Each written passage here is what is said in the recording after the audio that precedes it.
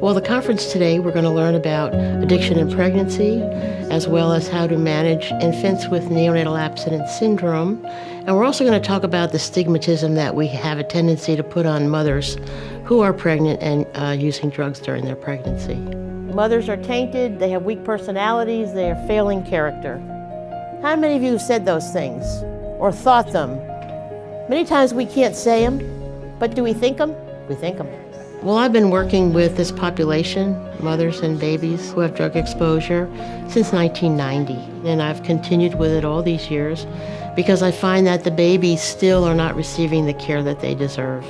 Neonatal abstinence syndrome is also known as drug withdrawal syndrome or neonatal withdrawal. It's a constellation of physiologic and behavioral signs that we see in babies after they're born, in response to the drugs that their mother had taken during their pregnancy.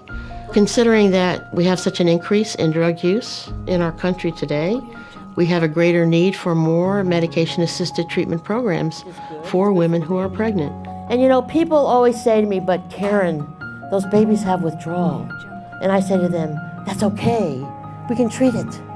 It's not a problem. It's a problem when you don't have enough nurses to take care of those babies who are screaming. To fix this problem, the first thing is we need to understand addiction. You know, what addiction actually is. These women have a disease, and as a result of that, they do need treatment, medication-assisted treatment and counseling, so that they can live healthy, normal lives. So we really have to build a system where these women can be successful so that they can keep their families together. We have to have a better understanding and not judge these people. Maybe they have had 7 pregnancies. But the question is why?